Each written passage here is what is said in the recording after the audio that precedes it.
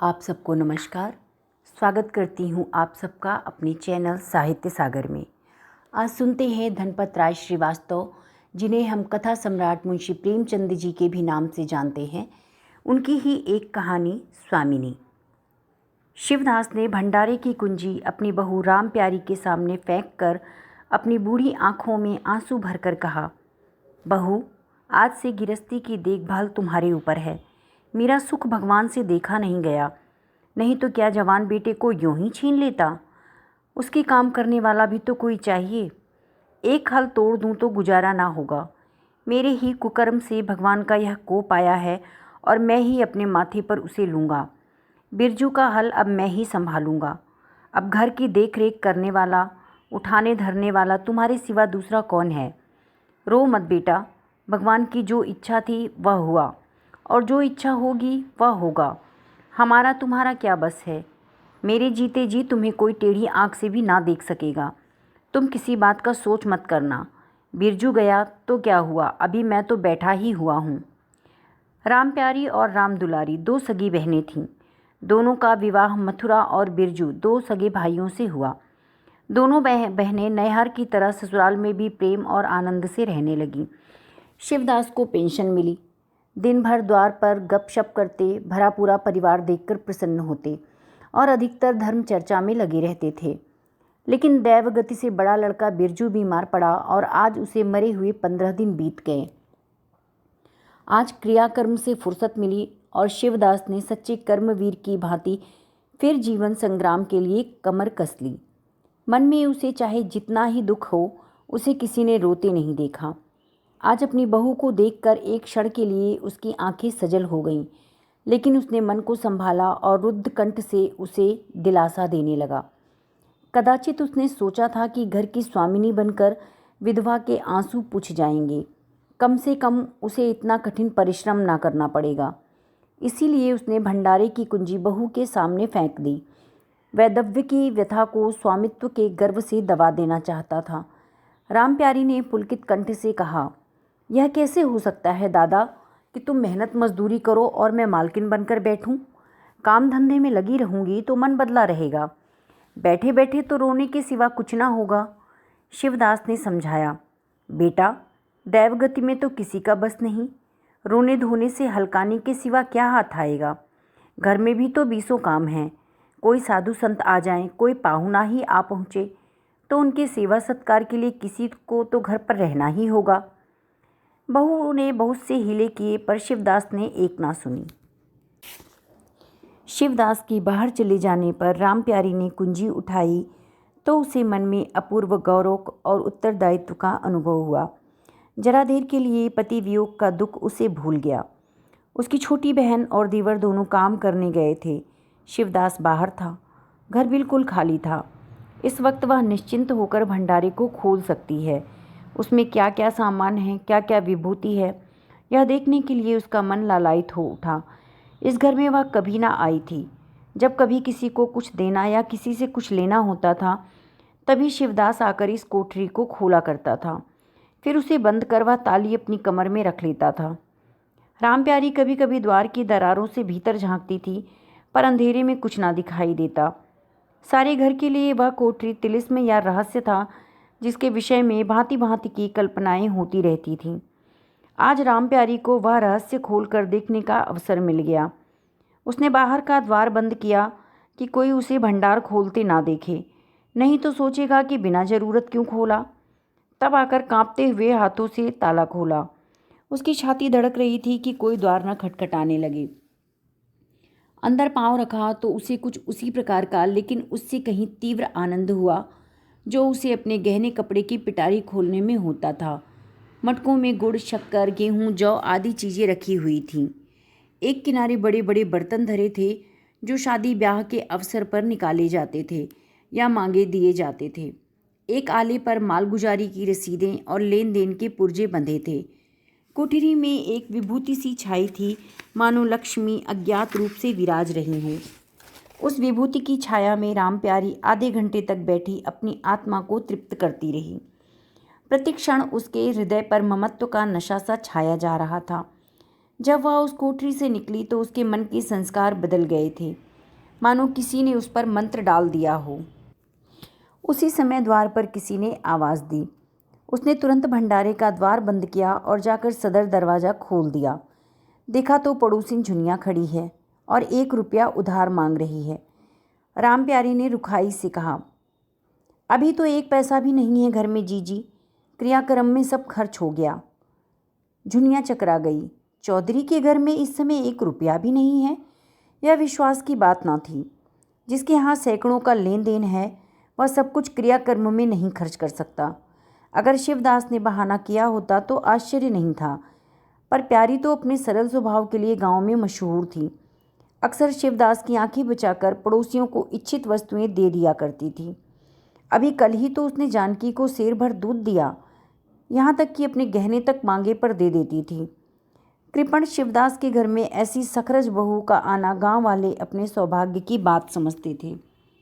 झुनिया ने चकित होकर कहा, ऐसा ना कहो जीजी, बड़े गाढ़े में पढ़कर आई हूँ, नहीं तो तुम जानती हो कि मेरी आदत ऐसी नहीं है। बाकी का 1 रुपया देना है। प्यादा द्वार पर खड़ा बकझक कर रहा है। रुपया दे दो तो किसी तरह से यह विपत्ति टले। आज के 8वें दिन आकर दे जाऊंगी। गांव में और कौन सा घर है जहां मांगने जाऊं। पर प्यारी टस से मस ना हुई। उसके जाते ही प्यारी सांझ के लिए रसोई पानी का इंतजाम करने लगी। पहले दाल चावल बिनना कितना अपाड़ लगता था और रसोई में जाना तो सूली पर चढ़ने के समान था। कुछ देर बहनों में झाँव झाँव होती, तब शिवदास आकर कहते कि क्या आज रसोई ना बनेगी, तो 2 में 1 उठती और मोटे मोटे टिक्कड़ लगाकर रख देती, मानो बैलों का रातिब हो। आज प्यारी तन मन से रसोई के प्रबंध में लगी हुई है। अब वह घर की स्वामिनी है। तभी उसने बाहर निकलकर देखा कि कितना कूड़ा करकट पड़ा हुआ है। बड़ों दिन भर मक्खी मारते हैं, इतना भी नहीं होता कि जरा झाड़ू ही लगा दे। अब क्या इनसे इतना भी ना होगा। द्वार चिकना होना चाहिए कि देखकर आदमी का मन प्रसन्न हो जाए, यह नहीं कि उपकाई आने लगे। अभी कह दूं तो तिनक उठें। अच्छा देखूं मुन्नी नाद से अलग क्यों खड़ी है। उसने मुन्नी के पास जाकर नाद में झांका। दुर्गंध आ रही थी। ठीक है, मालूम होता है महीनों से पानी ही नहीं बदला गया। इस तरह तो गाय रह चुकी, अपना पेट भर लिया, छुट्टी हुई, और किसी से क्या मतलब। हाँ, दूध सबको अच्छा लगता है। दादा द्वार पर बैठे चिलम पी रहे हैं। इतना भी नहीं होता कि 4 घड़ा पानी नाद में डाल दें। मजूर रखा है, वह भी 3 कौड़ी का। खाने को 1.5 सेर, काम करते नानी मरती है। आज आता है तो पूछती हूँ, नाद में पानी क्यों नहीं बदला। रहना हो रहे या जाए, आदमी बहुत मिलेंगे। चारों ओर तो मारे मारे फिर रहे हैं। आखिर उससे ना रहा गया। घड़ा उठाकर पानी लाने चली। शिवदास ने पुकारा, पानी क्या होगा बहू, इसमें पानी भरा हुआ है। प्यारी ने कहा, नाद का पानी सड़ गया है। मुन्नी भूसे में मुंह नहीं डालती, देखते नहीं हो कोस भर पर खड़ी है। शिवदास मार्मिक भाव से मुस्कुराए और आकर बहू के हाथ से घड़ा ले लिया। कई महीने बीत गए। प्यारी के अधिकार में आते ही उस घर में जैसे वसंत आ गया। भीतर बाहर जहाँ देखिए किसी निपुण प्रबंधक के हस्त कौशल, सुविचार और सुरुचि के चिन्ह दिखते थे। प्यारी ने गृह यंत्र की ऐसी चाबी कस दी थी कि सभी पुर्जे ठीक ठाक चलने लगे थे। भोजन पहले से अच्छा मिलता है और समय पर मिलता है। दूध ज़्यादा होता है, घी भी ज़्यादा होता है और काम ज़्यादा होता है। प्यारी ना तो खुद विश्राम लेती है, ना दूसरों को विश्राम लेने देती है। घर में ऐसी बरकत आ गई है कि जो चीज़ मांगो घर में ही निकल आती है। आदमी से लेकर जानवर तक सभी स्वस्थ दिखाई देते हैं। अब वह पहले की सी दशा नहीं है कि कोई चिथड़े लपेटे घूम रहा है, किसी को गहने की धुन सवार है। हाँ, अगर कोई रुग्ण और चिंतित तथा मलिन वेश में है तो वह प्यारी है। फिर भी सारा घर उससे जलता है। यहाँ तक कि बूढ़े शिवदास भी कभी कभी उसकी बदगोई करते हैं। किसी को पहर रात रहे उठना अच्छा नहीं लगता। मेहनत से सभी जी चुराते हैं। फिर भी यह सब मानते हैं कि प्यारी ना हो तो घर का काम ना चले। और तो और दोनों बहनों में भी अब उतना अपनापन नहीं। प्रातःकाल का समय था। दुलारी ने हाथों के कड़े लाकर प्यारी के सामने पटक दिए और घुन्नाई हुई बोली, लेकर इसे भी भंडारे में बंद कर दे। प्यारी ने कड़े उठा लिए और कोमल स्वर से कहा, कह तो दिया, हाथ में रुपए आने दे, बनवा दूंगी। अभी ऐसा तो नहीं घिस गया है कि आज ही उतार कर फेंक दिया जाए। दुलारी लड़ने को तैयार होकर आई थी। बोली, तेरे हाथ में काहे को कभी रुपए आएंगे, और काहे को कड़े बनेंगे? जोड़ जोड़ कर रखने में मज़ा आता है ना। प्यारी ने हंसकर कहा, जोड़ जोड़ कर रखती हूँ तो तेरे ही लिए तो, मेरे और कोई बैठा है क्या? मैं सबसे ज़्यादा खा पहन लेती हूँ क्या? मेरा अनंत कब का टूटा पड़ा है। दुलारी, तुम ना खाओ ना पहनो, जस तो पाती हो। यहाँ खाने पहनने के सिवा और है क्या? मैं तुम्हारा हिसाब किताब नहीं जानती, मेरे कड़े आज बनने को भेज दो। प्यारी ने सरल विनोद के भाव से पूछा, रुपए ना हो तो कहाँ से लाऊं? दुलारी ने उद्दंडता के साथ कहा, मुझे इससे कोई मतलब नहीं, मैं तो कड़े चाहती हूँ। इस तरह घर के सब आदमी अपने अपने अवसर पर प्यारी को दो चार खरी खोटी सुना जाते थे और वह गरीब सबकी धौंस से हंसकर सहती थी। स्वामिनी का यह धर्म है कि सबकी धौंस सुने और करे वही जिसमें घर का कल्याण हो। स्वामित्व के कवच पर धौंस ताने धमकी किसी का असर नहीं होता। उसकी स्वामिनी की कल्पना इन आघातों से और भी स्वस्थ होती थी। वह गृहस्थी की संचालिका है, सभी अपने अपने दुख उसके सामने रोते हैं, पर जो कुछ वह करती है वही होता है। इतना ही उसे प्रसन्न करने के लिए काफ़ी था। गांव में प्यारी की सराहना होती है। अभी उम्र ही क्या है, लेकिन सारे घर को संभाले है। चाहती तो सगाई करके चैन से रहती, इस घर के पीछे खुद को मिटाए देती है। कभी किसी से हंसती बोलती भी नहीं, जैसे काया पलट हो गई। कई दिन बाद दुलारी के कड़े बनकर आ गए। प्यारी खुद सुनार के घर दौड़ दौड़ कर गई थी। संध्या हो गई, दुलारी और मथुरा हाथ से लौटे। प्यारी ने नए कड़े दुलारी को दिए। दुलारी निहाल हो गई, चटपट कड़े पहने और दौड़ी हुई बरौठे में जाकर मथुरा को दिखाने लगी। प्यारी बरौठे के द्वार पर छिपी खड़ी यह दृश्य देखने लगी। उसकी आंखें सजल हो गईं। दुलारी उससे कुल 3 ही साल तो छोटी है, पर दोनों में कितना अंतर है। उसकी आंखें मानो उस दृश्य पर जम गईं। दंपत्ति का वह सरल आनंद, उनका प्रेमालिंगन, उनके मुग्ध मुद्रा प्यारी सी टकटकी बंध गई। यहाँ तक कि दीपक के धुंधले प्रकाश में वे दोनों उसकी नज़रों से गायब हो गए और अपने ही अतीत जीवन की एक लीला आंखों के सामने बार बार नए नए रूप में आने लगी। सहसा शिवदास ने पुकारा, बड़ी बहू, 1 पैसा दो, तमाकू मंगवाऊं। प्यारी की समाधि टूट गई। आंसू पोंछती वह भंडारे में पैसा लेने चली गई। एक एक करके प्यारी के गहने उसके हाथ से निकलते जाते थे। वह चाहती थी कि मेरा घर गांव में सबसे संपन्न समझा जाए और इस महत्वाकांक्षा का मूल्य देना पड़ता था। कभी घर की मरम्मत के लिए, कभी बैलों की नई गोई खरीदने के लिए और कभी नातेदारों के व्यवहारों के लिए, कभी बीमारों की दवा दारू के लिए रुपए की ज़रूरत पड़ती थी। और जब बहुत कतर ब्योंत करने पर भी काम ना चलता तो वह कोई ना कोई चीज़ अपनी निकाल देती, और जो चीज़ एक बार हाथ से निकल कर जाती फिर ना लौटती।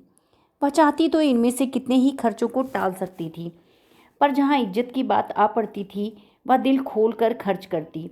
अगर गांव में ही हेठी हो गई तो क्या बात रही, लोग उसी का नाम तो धरेंगे।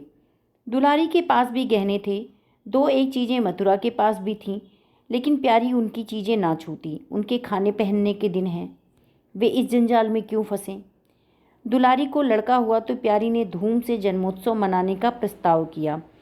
शिवदास ने विरोध किया, क्या फ़ायदा, जब भगवान की दया से सगाई ब्याह के दिन आएंगे तो धूमधाम कर लेना। प्यारी का हौसलों से भरा दिल क्यों मानता। बोली, कैसी बात कहते हो दादा, पहलौठे लड़के के लिए भी धूमधाम ना हुई तो कब होगी। मन तो नहीं मानता, फिर दुनिया क्या कहेगी।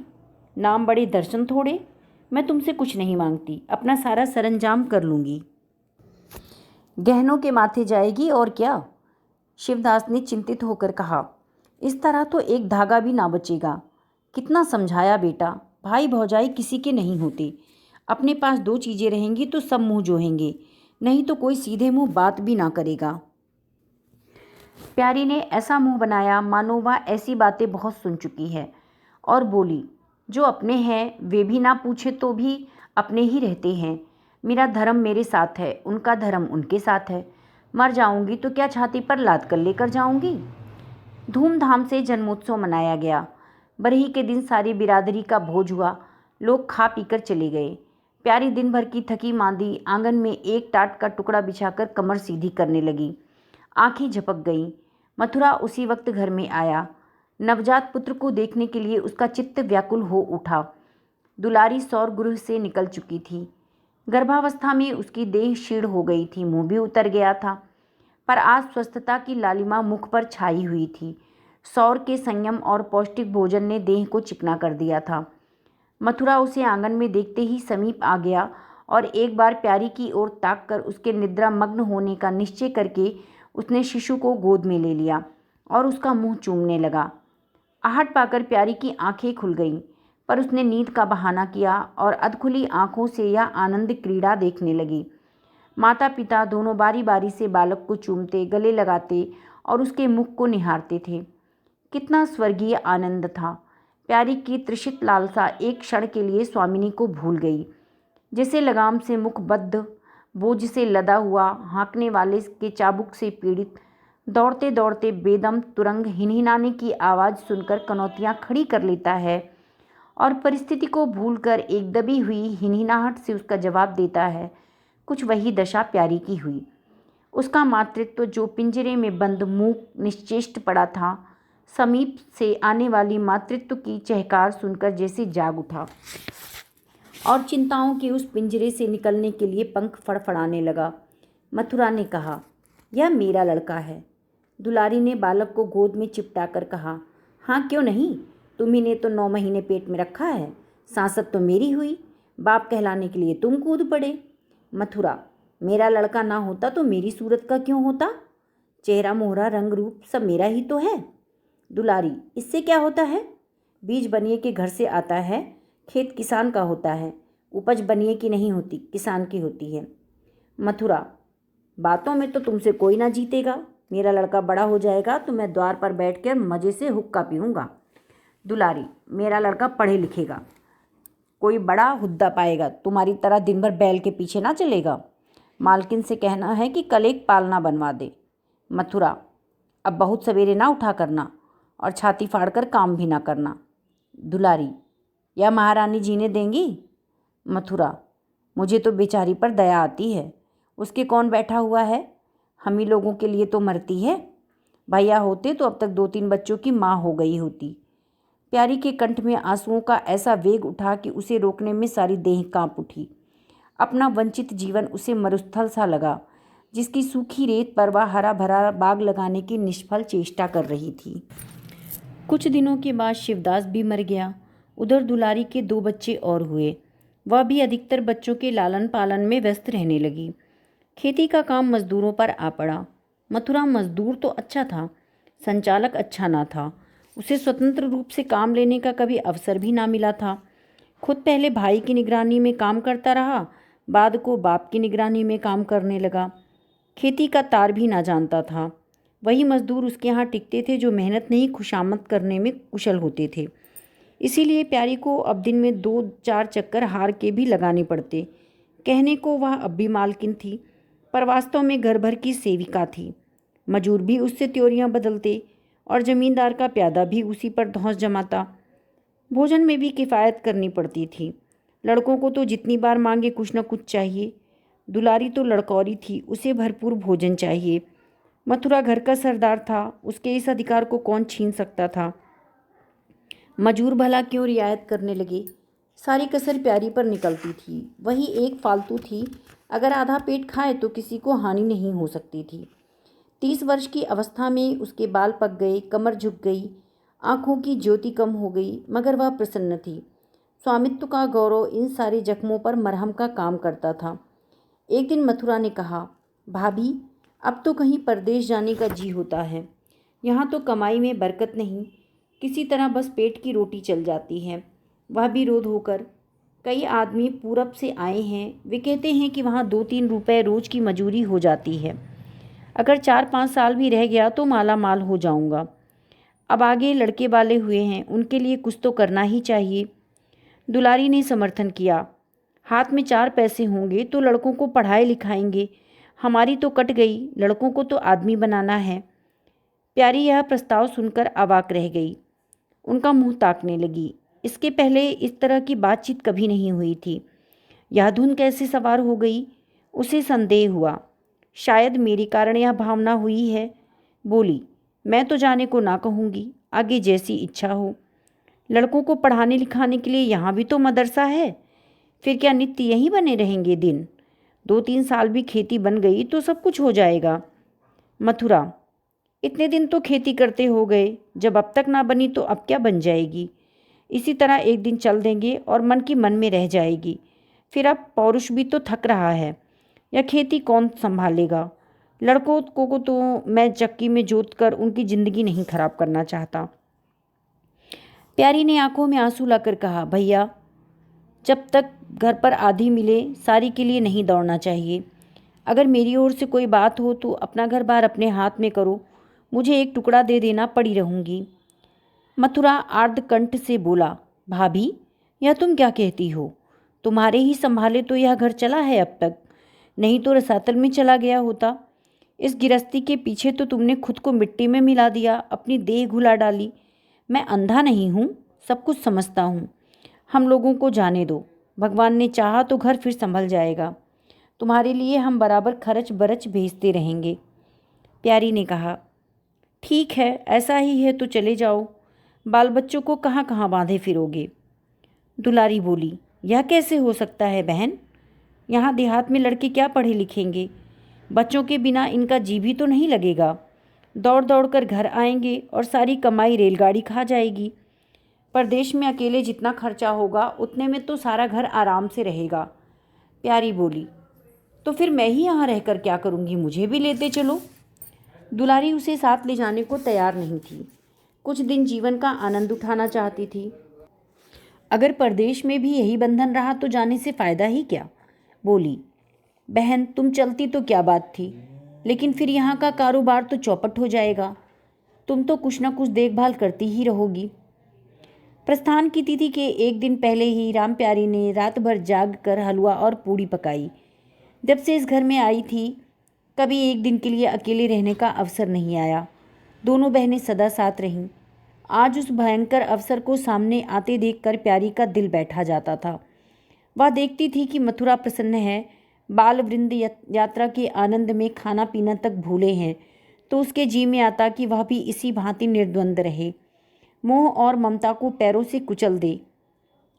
दुलारी तो ऐसी निश्चिंत होकर बैठी थी मानो कोई मेला देखने जा रही है। नई नई चीज़ों को देखने, नई दुनिया में विचरने की उत्सुकता ने उसे क्रिया शून्य सा कर दिया था। प्यारी के सिरे सारे प्रबंध का भार था। धोबी के घर से सब कपड़े आए हैं या नहीं, कौन कौन से बर्तन जाएंगे, सफ़र खर्च के लिए कितने रुपए की ज़रूरत होगी। एक बच्चे को खांसी आ रही थी, दूसरे को कई दिन से दस्त आ रहे थे। उन दोनों की औषधियों को कूटना पीसना आदि सैकड़ों ही काम व्यस्त किए हुए थे। लड़कोरी ना होकर भी वह बच्चों के लालन पोषण में दुलारी से कुशल थी। देखो, बच्चों को बहुत मारना पीटना मत, मारने से बच्चे जिद्दी हो जाते हैं। बच्चों के साथ आदमी को बच्चा बन जाना पड़ता है। उन्हें किसी न किसी काम में फंसाए रखो। ढेले का खिलौना 1000 घुड़कियों से बढ़कर होता है। दुलारी इन उपदेशों को इस तरह बेमन से सुनती थी मानो कोई सनक कर बक रहा हो। विदाई का दिन प्यारी की परीक्षा का दिन था। उसके जी में आता था कि वह कहीं चली जाए जिससे यह दृश्य ना देखना पड़ा। हाँ, घड़ी भर में यह घर सूना हो जाएगा। वह दिन भर घर में अकेली पड़ी रहेगी, किससे हंसे बोलेगी, यह सोचकर उसका हृदय कांप जाता था। ज्यों ज्यों समय निकट आता था उसकी वृत्तियाँ शिथिल होती जाती थीं। वह कोई काम करते करते जैसे खो जाती थी और अपलक नेत्रों से किसी वस्तु को ताकने लगती। कभी अवसर पाकर एकांत में जाकर थोड़ा सा रो लेती। मन को समझा रही थी कि यह लोग अपने होते तो क्या ऐसे चले जाते? यह तो मानने का नाता है, किसी पर कोई ज़बरदस्ती तो है नहीं। दूसरों के लिए कितना ही मरो तो भी अपने नहीं होते। पानी तेल में कितना ही मिले अलग ही रहेगा। बच्चे नए नए कुर्ते पहने नवाब बने घूम रहे थे। प्यारी उन्हें प्यार करने के लिए गोद लेना चाहती तो रोने का समूह बनाकर भाग जाते। वह क्या जानती थी कि ऐसे अवसर पर बहुधा अपने बच्चे भी निष्ठुर हो जाते हैं। 10 बजते बजते द्वार पर बैलगाड़ी आ गई। लड़के पहले ही उस पर जा बैठे। गांव के कितने स्त्री पुरुष मिलने आए। प्यारी को इस समय उनका आना बुरा लग रहा था। वह दुलारी से थोड़ी देर एकांत में गले मिलकर रोना चाहती थी। मथुरा से हाथ जोड़कर कहना चाहती थी कि मेरी खोज खबर लेती रहना। लेकिन इस भब्बड़ में उसको इस बातों का मौका ना मिला। मथुरा और दुलारी दोनों गाड़ी में जा बैठे और प्यारी द्वार पर खड़ी रोती ही रह गई। वह इतनी विह्वल थी कि गांव के बाहर पहुंचाने की भी उसे सुध ना रही। कई दिन तक प्यारी मूर्छित सी पड़ी रही। ना घर से निकली, ना चूल्हा जलाया और ना हाथ मुंह धोया। उसका हलवाहा जोखू बार बार आकर कहता, मालकिन उठो, हाथ मुंह धो, कुछ खाओ पियो। कब तक इस तरह पड़ी रहोगी? इस तरह की तसल्ली गांव की और भी स्त्रियां देती थीं, पर उनकी तसल्ली में एक प्रकार की ईर्ष्या का भाव छिपा हुआ जान पड़ता था। जोखू के स्वर में सच्ची सहानुभूति झलकती थी। जोखू कामचोर, बातूनी और नशेबाज था। प्यारी उसे बराबर डांटती रहती थी। एक बार उसे निकाल भी चुकी थी, पर मथुरा के आग्रह से फिर रख लिया था। आज भी जोखू की सहानुभूति भरी बातें सुनकर प्यारी झुंझलाती, यह काम करने क्यों नहीं जाता, मेरे पीछे क्यों पड़ा हुआ है। मगर उसे झिड़क देने को जीना चाहता था। उसे उस समय सहानुभूति की भूख थी। फल कांटेदार वृक्ष से भी मिले तो क्या उन्हें छोड़ दिया जाता है। धीरे धीरे क्षोभ का वेग कम हुआ। जीवन के व्यापार होने लगे। अब खेती का सारा भार प्यारी पर था। लोगों ने सलाह दी कि एक हल तोड़ दो और खेतों को उठा दो, पर प्यारी का गर्व यूं ढोल बजाकर अपनी पराजय स्वीकार ना करना था। सारे काम पूर्ववत चलने लगे। उधर मथुरा के चिट्ठी पत्री ना भेजने से उसके अभिमान को और भी उत्तेजना मिली। वह समझता है कि मैं उसके आसरे बैठी हूँ। उसकी चिट्ठी भेजने से मुझे कोई निधि ना मिल जाती है। अगर उसे मेरी चिंता नहीं है तो मैं कब उसकी परवाह करती हूँ। घर में तो अब विशेष काम रहा नहीं। प्यारी सारे दिन खेती बाड़ी के कामों में लगी रहती। खरबूजे बोए थे, खूब फले और खूब बिके।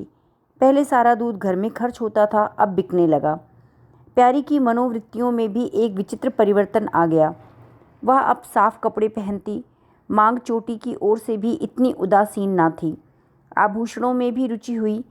रुपए हाथ में आते ही उसने अपने गिरवी गहने छुड़ाए और भोजन भी संयम से करने लगी।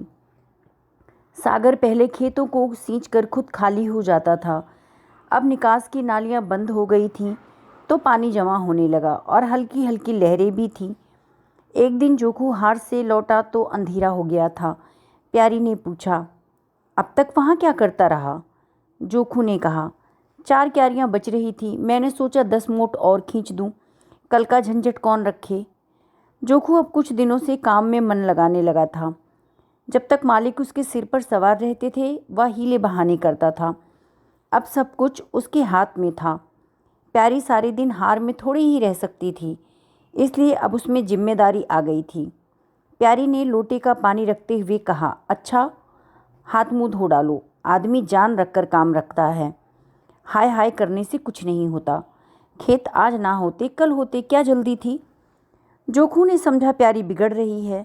उसने तो अपनी समझ में कारगुजारी की थी और समझा था तारीफ होगी। यहाँ आलोचना हुई। चिढ़कर बोला, मालकिन, दाहिने बाएं दोनों चलती हो, जो बात नहीं समझती हो उसमें क्यों कूदती हो। कल के लिए उचवा के खेत पड़े सूखे हैं। आज बड़ी मुश्किल से कुआं खाली हुआ था। सवेरे में पहुंचता तो कोई और आकर छेंक ना लेता, फिर अठवारे तक राह देखनी पड़ती, तब तक तो सारी ऊख विदा हो जाती। प्यारी उसकी सरलता पर हंसकर बोली, अरे तो मैं कुछ कह थोड़े ही रही हूँ। पागल, मैं तो कह रही हूँ कि जान रखकर काम कर, कहीं बीमार पड़ गया तो लेने के देने पड़ जाएंगे। जोखू, कौन बीमार पड़ जाएगा? मैं 20 साल में कभी सिर तक तो दुखा नहीं, आगे की नहीं जानता। कहो तो रात भर काम करता रहूं। प्यारी, मैं क्या जानूं, तुम ही अतरे दिन बैठे रहते थे और पूछा जाता था तो कहते थे कि जूड़ी आ गई, पेट में दर्द था। जोखू झेंपता हुआ बोला, वह बातें जब थीं जब मालिक लोग चाहते थे कि इसे पीस डालें। अब तो जानता हूँ मेरे ही माथे है, मैं ना करूँगा तो सब चौपट हो जाएगा। क्यों, क्या मैं देखभाल नहीं करती? तुम बहुत करोगी, 2 बेर चली जाओगी, सारे दिन थोड़े ना बैठी रहोगी। प्यारी को उसके निष्कपट व्यवहार ने मुग्ध कर दिया। बोली, तो इतनी रात गए चूल्हा जलाओगे? कोई सगाई क्यों नहीं कर लेते?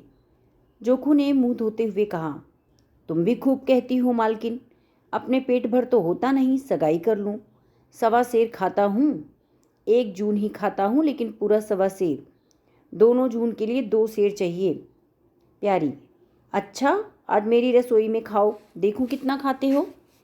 जोखू ने पुलकित होकर कहा, नहीं मालकिन, तुम बनाते बनाते थक जाओगी। हाँ, आध आध सेर के 2 रोटी बनाकर खिला दो तो खा लूँ। मैं तो यही करता हूँ, बस आटा सान कर 2 लिट्ट बनाता हूँ और उपले पर सेंक लेता हूँ। कभी मठे से, कभी नमक से, तो कभी प्याज से खा लेता हूँ और आकर पड़ रहता हूँ। प्यारी, आज तो मैं तुम्हें फुलके खिलाऊंगी। जोखू, तब तो सारी रात खाते ही बीत जाएगी। प्यारी, बको मत, चटपटाकर बैठ जाओ। जोखू, जरा बैलों को सानी पानी देता हूँ तो बैठूं। जोखू और प्यारी में ठनी हुई थी। प्यारी ने कहा, मैं कहती हूँ धान रोपने की कोई ज़रूरत नहीं।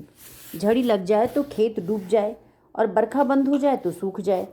ज्वार, बाजरा, सन, अरहर सब तो है ना, धान ना सही। जोखू ने अपने विशाल कंधे पर फावड़ा रखते हुए कहा, जब सबका होगा तो मेरा भी होगा, सबका डूबेगा तो मेरा भी डूबेगा। मैं क्यों किसी से पीछे रहूं? बाबा के ज़माने में 5 बीघा से कम नहीं रोपा जाता था। बिरजू भैया ने उसमें 1-2 बीघे और बढ़ा दिए। मथुरा ने भी थोड़ा बहुत हर साल रोपा। तो मैं क्या सबसे गया बीता हूँ? मैं 5 बीघे से कम ना लगाऊंगा। तब घर में 2 जवान काम करने वाले थे।